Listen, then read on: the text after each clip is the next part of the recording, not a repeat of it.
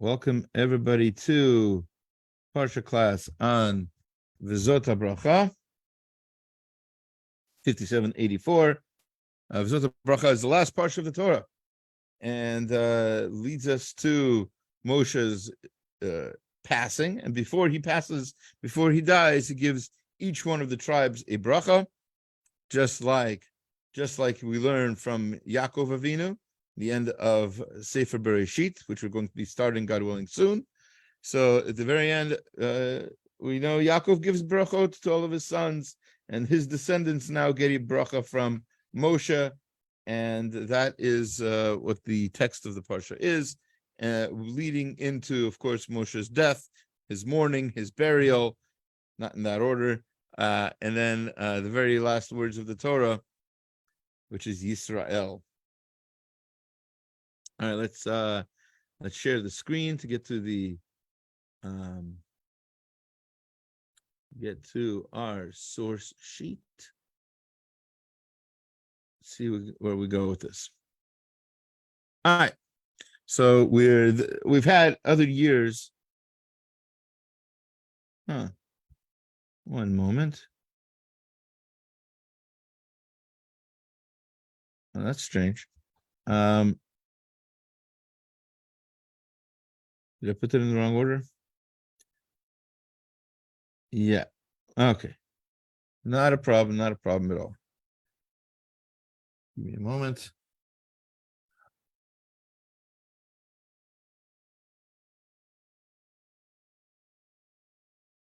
Okay.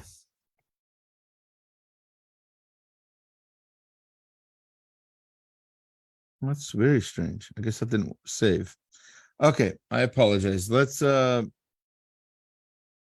to say this out. But let's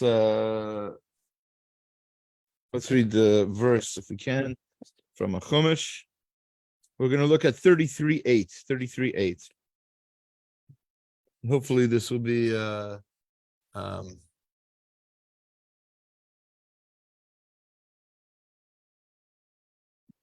hopefully the source sheet will be fixed in time for it to be in the description on the YouTube video, and then you'll be able to have the text in front of you. Okay, so as we said, Moshe gave a bracha to all of the tribes. The first tribe that we're going to look at today, the only bracha really we'll look at before we get into a deep dive into Moshe's passing and burial, is the tribe of Levi.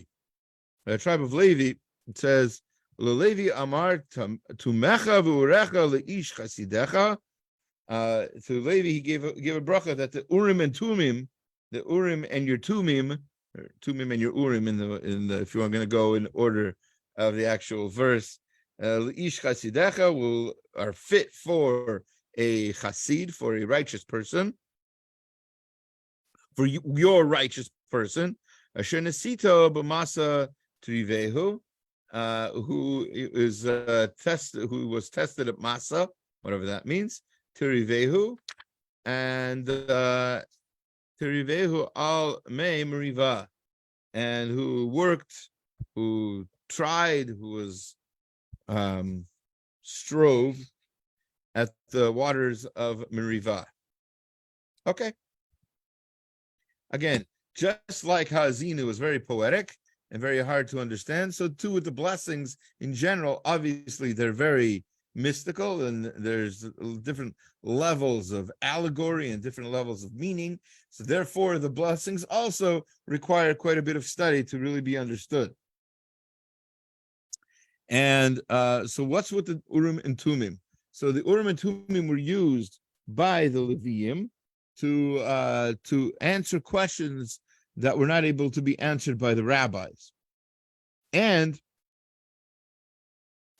they were also used for questions of military conquest or any kind of need for the congregation. The congregation's needs sometimes were asked of the Urim and Tumim, and it wasn't like they spoke, right? There were letters on the Urim and Tumim, and they lit up, sort of like Ki'ilu lahavdil elef havdalot, kind of like how we understand at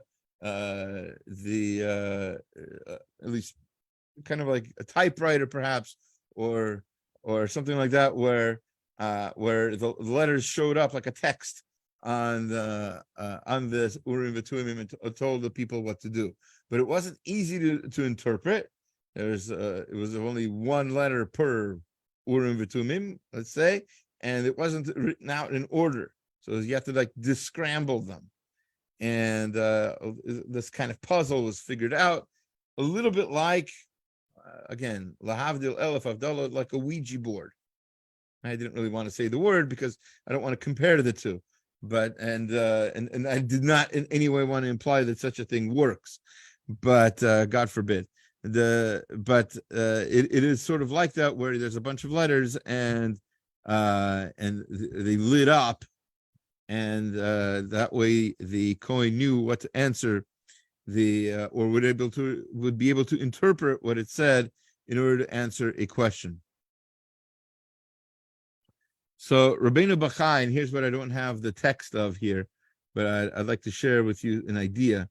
Rabbeinu Bachai here on this verse wants to know what the stress is on the Urim B'Tumim.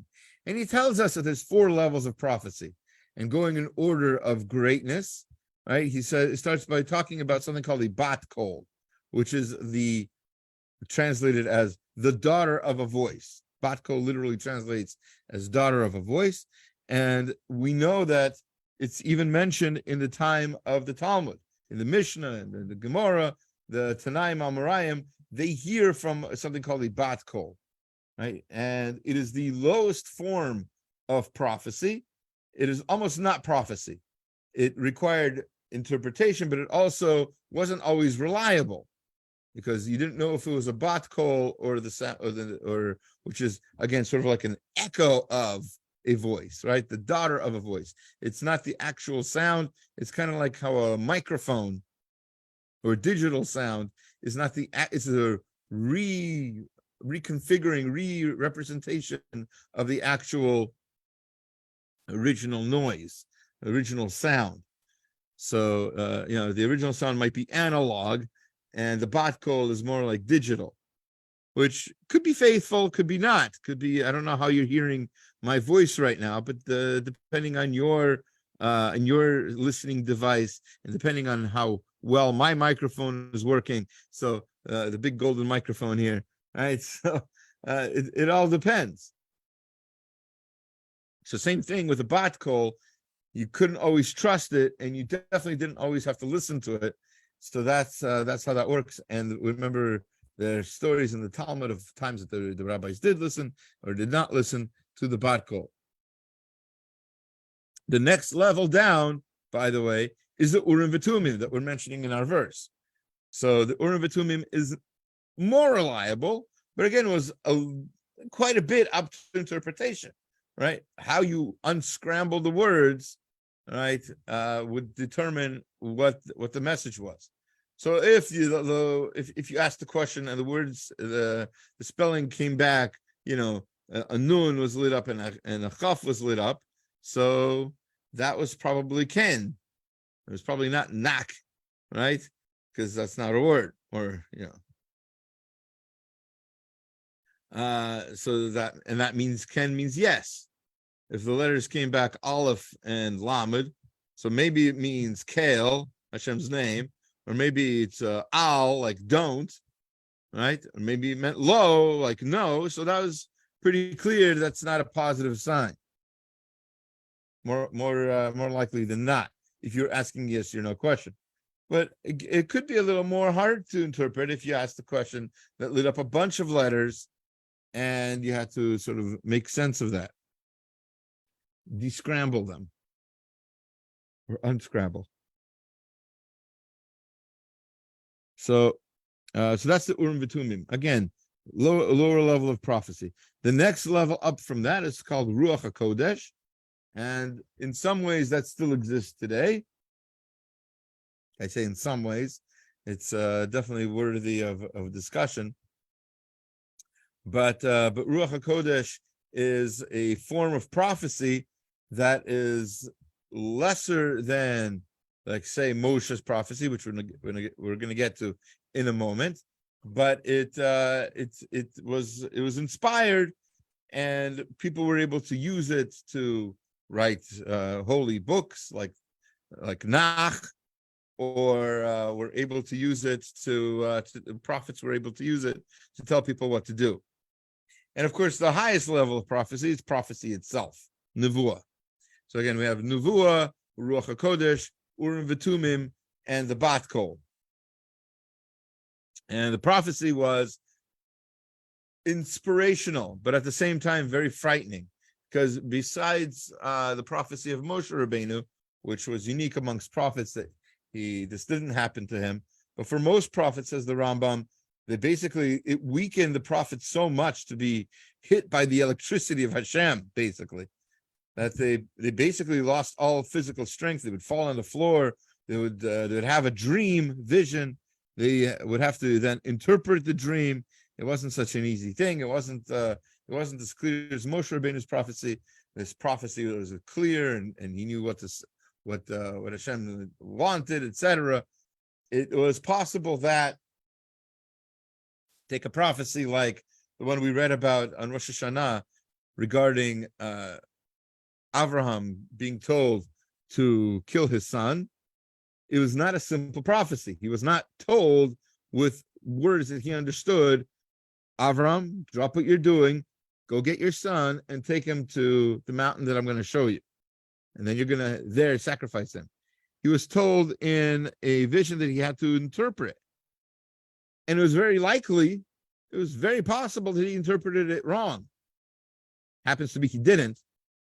But the potential was there for him to interpret it wrong, which is why it was such a big deal that he took it as a sign to sacrifice his son, which everything else he knew about Hashem was against, right? It's not something we do in Judaism. Sacrificing your son to gods or God or anything else is ridiculous and evil.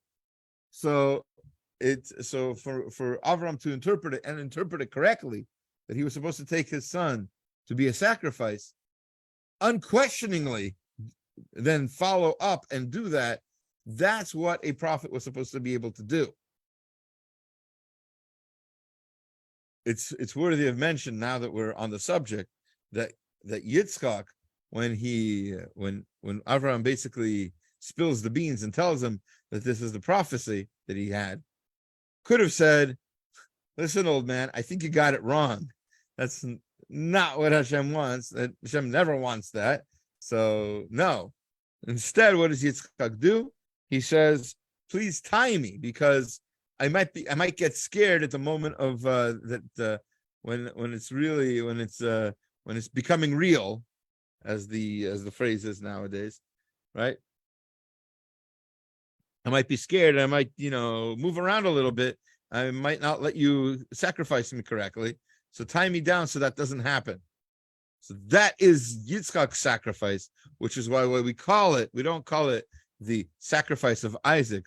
We call it a Kedat Yitzchak, Yitzchak's sacrifice, as if Yitzchak brought the sacrifice. It should be called a Kedat Avraham, the sacrifice of Avraham, but it's not. It's Yitzchak who made the really big sacrifice of trusting Avraham's prophecy that he didn't have, and he knew that prophecy was, at best, up to interpretation. So it's really a wonder, an amazing thing that he listened.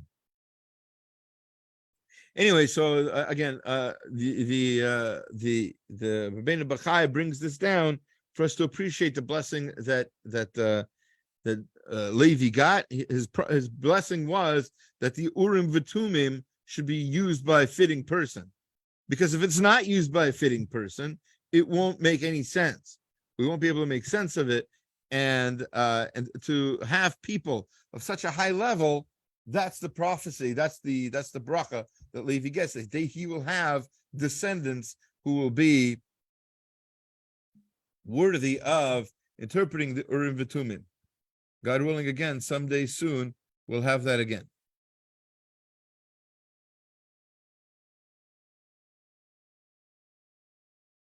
Okay.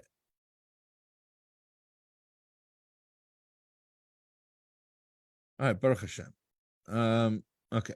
Let's go on and let's get to the end of the parsha, the end of the Torah, and the death of Moshe. Not a comfortable topic to talk about.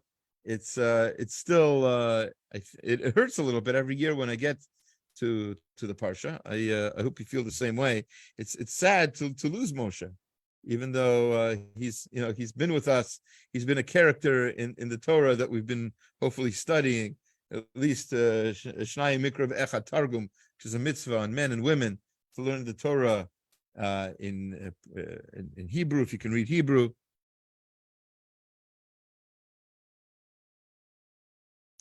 In Hebrew, if you can read Hebrew, you're supposed to read it twice. And if you don't know how to read Hebrew, it's certainly a good idea to learn to fulfill this mitzvah. Everybody is really required to know Hebrew. You know, the Gemara talks about how women who in other cultures were famously illiterate for most of recorded history. In Judaism, women were supposed to have at least enough Hebrew knowledge to be able to read and understand their ketubah, which is not an easy thing to read and interpret. It's a legal document.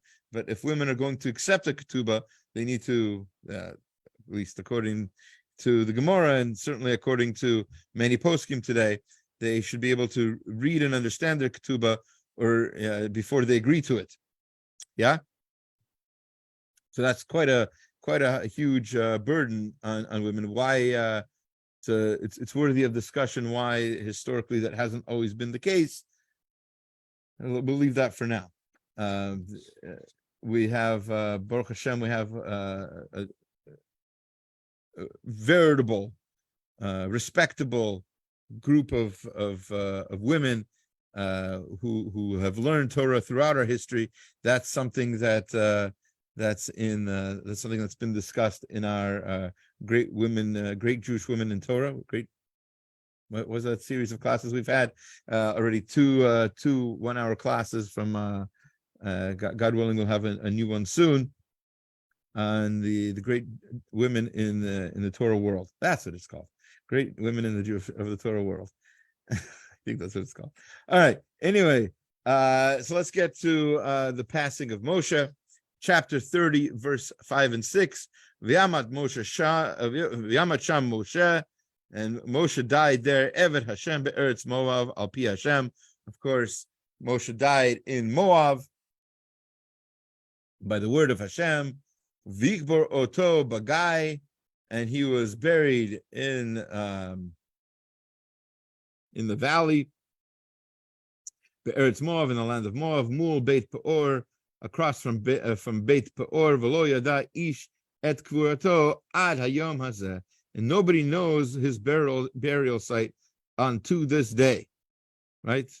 Obviously, not the point where the Torah was given to the Jewish people, because at that point, how this verse was written is definitely worth another discussion. But for our purposes, let's leave it at when the Jewish people had the Torah. At that point, for sure, people didn't know where Moshe was buried. But even unto today, 5784, we still don't know where Moshe was buried, and that is part of the plan. This is a prophecy that's still true today. We don't know where Moshe is buried. Okay, let's continue. So there's a Gemara in Sota. It's actually a Mishnah. And Sota 9b, where it says Moshe Zacha B'atzmot Yosef. Moshe carried the bones of Yosef. Ve'ein b'Yisrael gadol mimenu, and there's nothing greater than that amongst the Jewish people. Shne'amar Vikach Moshe et atzmot Yosef imo. As it says that it says back in Shemot that Moshe carried Yosef's bones. Why is that important? Mi gadol mi Moshe, who's greater than Moshe, shelo nitasek bo el hamakom. And so Moshe is shown how great he was by the fact that he was buried, just like he took care of the bones of Yosef. Moshe's bones were taken care of by Hashem. Shnei, it says in our verse, V'yikbor oto bagai, he buried him in the valley. He was buried in the valley. Lo al Moshe bilvad amru. This isn't only about Moshe that it said that he was buried. Ela kol tzadikim. It says it regarding all tzadikim. Shnei, it says in the verse, V'halach lefanecha tzidkecha kvod Hashem yasfecha. It says in Isaiah, your righteousness shall go before you, and the glory of the Lord shall gather you in. So in other words, Hashem buries all tzaddikim. So if Hashem buries all tzaddikim, you've got to ask the question. We've got to ask the question, what's so great about Moshe? He was buried by Hashem, and everybody was buried by Hashem. So the Maharsha, who I don't seem to have here, again, mistake here. But the Maharsha, as a commentary on the Gemara, says what's unique is the fact that all tzaddikim die by the word of Hashem. Moshe was buried by the word of Hashem. Hashem literally buried Moshe. His physical body was buried in the valley by Hashem. That is only true for Moshe. Other tzaddikim are buried by the people around. We have the mitzvah of kvura. I think it's a mitzvah that's being sort of been undermined a little bit because of COVID and other things. We think we can go to a funeral, telepathically or by technology. We can attend a funeral. We can live stream an event. But the fact is, unless you're there, you're not fulfilling all of the mitzvot of a kvura. Kvura, as you might notice in our Jewish life cycles class series, when we get to kvura and burial, kvura has to be done. You have to take dirt and cover the body with it. The body, the casket, whatever you're covering, somebody needs to do it. You can't do that online. You can't do that virtually. And I've noticed, I don't want to complain, but I've noticed there's fewer and fewer people at funerals. Everybody seems to be very busy. Now, I get that. I'm busy too, but somebody needs to do it. Somebody needs to put dirt on the grave. And the fewer people who attend the funeral, the more each person who's there has to work. And it's not easy, because a lot of the people who are still going to the funerals are the older people. And me and the older people have to, no offense to them, but we have to, work harder, because a lot of the younger, stronger people are busy at work or busy not realizing how important it is to be at a funeral. But Baruch Hashem, when it's a funeral of a tzaddik, hopefully more people show up and are able to do the mitzvah, I hope. But the burial of Moshe Rabbeinu happened through Hashem himself. And we say that he died on Zayin Adar, his birthday as well. Zayin Adar, sorry. What am I saying? No. Never mind. Take that back. Sorry. Yeah, Zayin Adar is Moshe Rabbeinu's yahrzeit and birthday. And that's the reason why there's a custom for people in the Chevra Kadisha whose job it is to bury and to prepare the body for burial. People in the Chevra Kadisha often fast on Zayin Adar. Used to be communities would have a meal to celebrate the Chevra Kadisha, to thank them for what they do. It's been a while since I've seen such a meal, but there used to be such a thing, and they and during that but the Chevra Kadisha themselves, they fast on the 7th of Adar in order to do teshuvah for anything they did, any kind of mistakes they did during the year, for the tahara or anything else that they messed up in, that they tried to do but they didn't do it quite right, whatever. Any mistakes they did, they have this opportunity to do teshuvah then. That's at least some customs. There are other customs in town for other groups having a fast on other days for that. Either way, the question then still stands though. If we're saying, tzaddikim are buried by Hashem and Moshe was buried by Hashem, are we saying that Moshe was just like all the other tzaddikim? So what was special about Moshe? Why does it have to be mentioned? So the Maharsha asks this question. And he says the difference between Moshe and other tzaddikim, again, is that Moshe was buried by Hashem personally, as we said. So, but what's then different between tzaddikim and other people? It says tzaddikim are buried by other people, and other people are buried by other people. So what's the difference? The difference is that tzaddikim die differently. There's something called mitat tzaddikim, where they die peacefully, easily, by like the kiss of Hashem, right? So there's a higher level, easier death. We've talked about this before. It's the neshama leaves the body in a much much easier way. Like the Gemara uses a metaphor. I know it's not a very not a tasty metaphor, but it's like removing a hair from a cup of milk, right? Because of the viscosity of milk, it's very easy to remove things from it, and nobody wants hair in their milk. So therefore, that's how easy it is for tzaddik to die, or tzaddiket to die. That they die easily. It's painless, and they don't need any kapara. Hopefully, there's the reason for a difficult death. Hopefully, is for kapara, for the person to get to teshuva, so that they don't have to spend any time in eternity paying for their sins. They get to pay for their sins here on earth. And almost everybody has sins to get rid of. All right, and then the Jewish people mourned for Moshe 30 days. The pasuk tells us, chapter 34, verse 8, V'yivku b'nei Yisrael at Moshe. The Jewish people cried for Moshe, ba'arvot Moav, shloshim yom, 30 days. They were in Arvot Moav, and they mourned for Moshe for 30 days. V'yitmu yimei b'chi evel Moshe. And then they came to an end, and they stopped mourning for Moshe. And the Gemara in Ketubot, towards the end, 103a,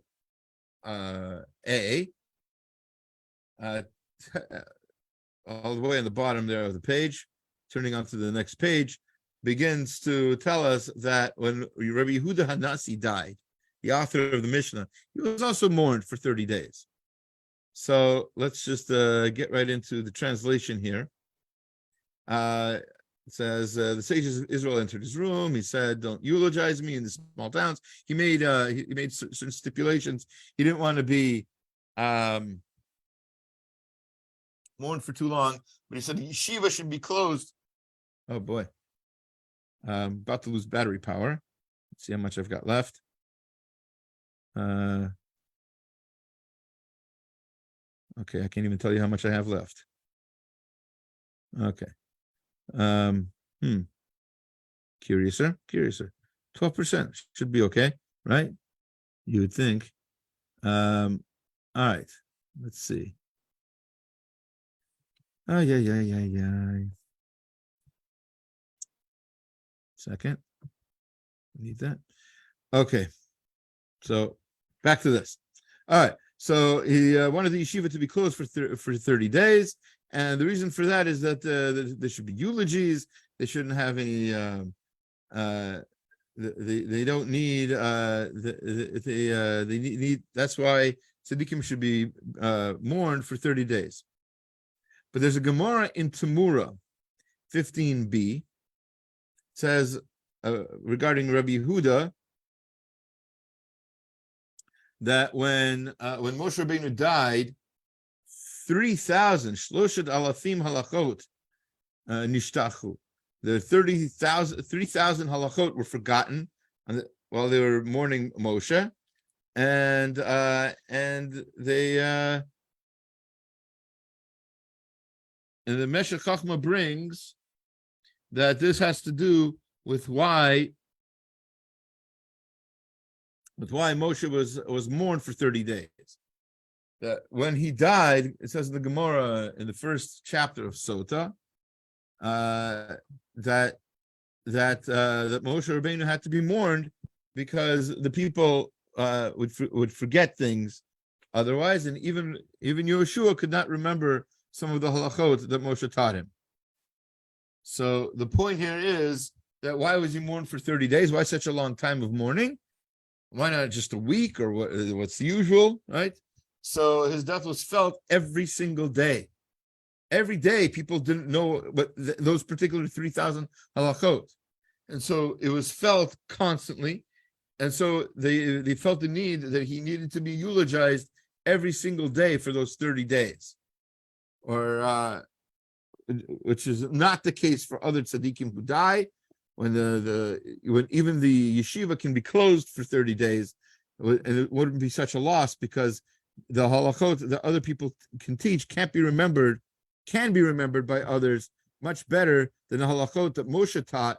And you have to understand what kind of a genius, what kind of amazing mind he must have had to keep all those halachot in his mind for such a long time, and not need to review or anything else.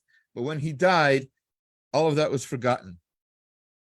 That's how great Moshe Rabbeinu was, and that's how much we're missing from the fact that he's gone today. And even his holy Torah, which we interpret, which we learn, but all of those interpretations that he could have taught us, we don't have now, because we don't have a Moshe Rabbeinu. And we have to remember, we don't have a Moshe Rabbeinu because he was because we don't really deserve him. We didn't deserve him even then. He passed away because the Jewish people did not earn having him as their leader, taking them into Eretz Yisrael, bringing Mashiach immediately, building the Beit HaMikdash immediately, and it would have changed the entire course of Jewish history. Unfortunately, we did not deserve it, and we still do teshuvah for that until this very day, which brings us back to what we started with. This is the time of the year. I said you made teshuvah. It's a time for teshuvah. Think about what we're doing. Think about how we can affect the world in such a way to bring Mashiach Tzidkenu B'mheira V'yameinu, to rebuild the temple, and to have a time of peace, a time we can learn more Torah, and continue with more time for Torah, and not have to be worried about anything else, God willing. So I'm going to stop the live feed to Facebook, and if they have any questions, this is a great time to ask.